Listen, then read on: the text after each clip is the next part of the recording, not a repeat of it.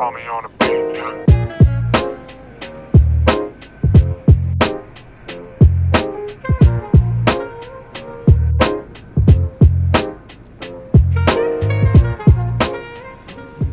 Mark and Colbert, Speedokote Refinish Network. All right, guys, I'm very excited.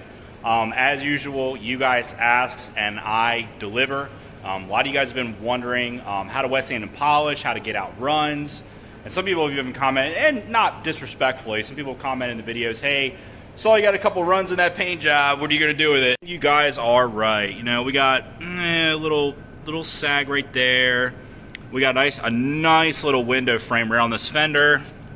And this is probably the worst right there. Nice little run. And I'll tell you what that came from. And I'm going to explain why I got this run. So as you see, many painters, you know, they like to go, you know, kind of split the panels up. And let's say they'll do like, you know, a half of a fender, and then they'll go from like half the fender into halfway through the door. Well, that's all well and good. And yes, it will reduce that window framing that you guys see. However, also what can happen is you can also, if you're not careful, when you go from your one transition to the other, you can actually double up on your clear. So what happened here is as you guys see, I flipped the gun sideways and I was kind of going up and down. That's how you paint with a mirror on the car. All you do is you kind of flip the gun up like that, and it gets the material all up in here where you want it.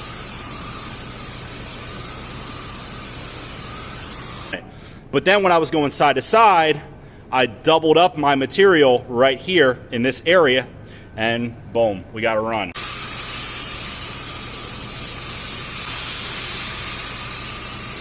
100% user error, nothing to do with paint, nothing to do with the activator, 100% me, doubled up on the clear. However, very easy fix, and we're going to show you guys how to do that today. All right, guys, so this episode is partially sponsored by Giraffe Tools. Guys, these are the retractable experts. This is all this company makes is retractable tools. And as you guys can see, our extension cord hangs on the wall. We retract it, pull it out, and we lay it right next to where we're working. Very nice. As for our workstation, we keep it mobile. We put everything on a tool cart, and we just bring everything right over to where we're working. As far as the repair area, as you guys can see, we took tape and we outlined our repair area. That way we're not sanding outside of the perimeters of our repair.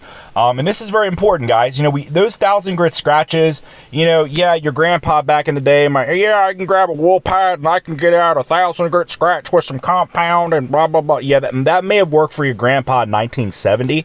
But guys, this is 2023. You know, most detailers, body guys, you know, we're all on the random orbital thing. That's like the new thing now.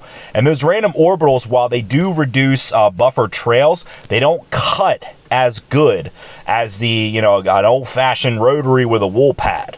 So you want to be careful with how much you dig into your panel these days with a 1,000 grit scratch. Another thing I really want to highlight, you guys see I still left a little bit of the run in there with 1,000 grit. We got done our 1,000 grit sanding. I still left the run in. Not the whole run, but like about 20% of it. The reason behind that is, guys, we still have to save some material to be able to refine our scratch. If we get it completely flat with 1,000 grit and we're like, okay, cool, we got it flat, now it's time to go up to 2,000, boom, you're not gonna have enough material, you're gonna burn through. So we saved a little bit of the run and a little bit of the flattening process for the 2,000 grit, okay? That way we could knock two birds out in one stone. We'd get it flatter with the 2,000 grit. While we're at it, we're starting to refine our scratches. Now we're moving on to the Speedokote 3,000 grit. Now, it is important to know 3,000 grit works best with a DA sander. Typically, when you get to the 3,000 and 5,000 grit, you want to grab a DA sander. This stuff, you know, sanding it by hand, it really doesn't cut that well, and it doesn't do an amazing job of getting out the 2,000 grit scratches, but it will help to refine and get you to that buffing step. And as you guys can see, it's pretty clean. It's, you know, we got most of the run out. I didn't have a whole lot of material to work with. Remember, there's only 2 coats of clear. Now we're moving on to the Mark 1 refinish products. We got the Ceramico. We also got the buffing pads down here. Now we're going to start with the red pad. Now a red pad, even on a a random orbital style buffer with a red pad and some compound, it will comfortably take out 2,000 grit scratches with some effort. Obviously, as you guys can see, I didn't get all of the 2000 grit scratches out because I did not use 3000 grit on a DA. But as you guys can see from this just quick pass with the Speedokote Step 1 compound and the Mark 1 Finished Products red pad, it makes buffing very, very easy. We did a first pass. We're doing our second pass here. We put a little more compound on the pad. Now we're wiping it off. And guys, this is literally maybe 120 seconds with the red the Step 1 compound and the red pad. Literally 120 seconds, about 2 minutes, just a couple quick passes, and we got all those 2000 grit scratches out. Now we're going to work on refining the compound scratches. Once again, this is like all about refining. Wet sanding and polishing is all about refining your previous step. Okay, so now we're refining our compound scratches, because our compound will leave these like little swirls and kind of like little tiny scratches in it. Because remember, it's a heavy cutting compound. It's made to scratch the surface, you know, get out imperfections, blah blah blah. So now we're refining those compound scratches with the SMR 950. Now this is a finishing compound. It's kind of good for like the guys that do like mobile auto body. It's like a used car dealer type, you know, compound cut, you know, polish stuff. It's like a little bit of cut and a little bit of polish in one system. So, you know, it's really good for just like a quick, you know, one step, you know, shine up type deal. And then, you know, we're going to go ahead after that. We're going to grab the final step. This is Mark 1 Finished Products black pad. It's very soft and it likes to go around contours very easy. And then we're also using the Speedokote Select Stage 3 finishing glaze on this step with, like I said, the black pad. And this is what's going to get your panel, you know, shiny like a brand new piece of glass. Like it is going to refine everything you just did in the previous 5 steps, and it is going to refine that and give it the final polish and the final shine that you want in your panel. And just to test it out, I actually went over it with a little bit of the spot that didn't even wet sand or polish at all, right underneath that mirror, just to kind of see what kind of shine I could bring into the paint without any wet sanding or polishing at all. And as you guys can see, like I said, you can still see it a little bit in certain aspects of the light, but overall, guys, came out really good, and I'm really glad I could walk you guys through all the steps. So there you guys have it, how to sand out, you know, a really nice run. Now, as you guys saw in video, there was still a couple little humps where the run was. I could have went longer with the 2000 grit and gotten it a little bit flatter. However, we only did, and this, everybody wants to laugh at me when I say this, you cannot, and there's other people out there that will disagree and say, oh, you're wrong. You cannot do only 2 coats of clear on a car and wet sand it and buff it.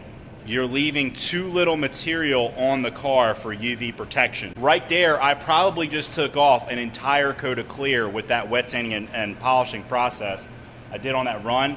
And that spot down there where I wet sand and polish probably only has about 1 coat's worth of material on the car.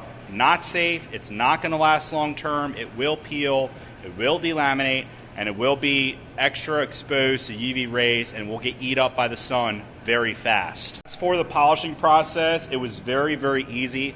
A lot of people overcomplicate wet sanding and polishing and even like ceramic coating, and there's like all these, you know, like certifications now to wet sand and buff, and guys, it's all just silly noise. It does not take a rocket scientist to do this stuff. We started with our step 1 with a coarse red pad, the Mark 1 Refinished Products pad. We started with our compound, then we moved up to, I believe, the SMR 950, which is a little bit of a lighter cut.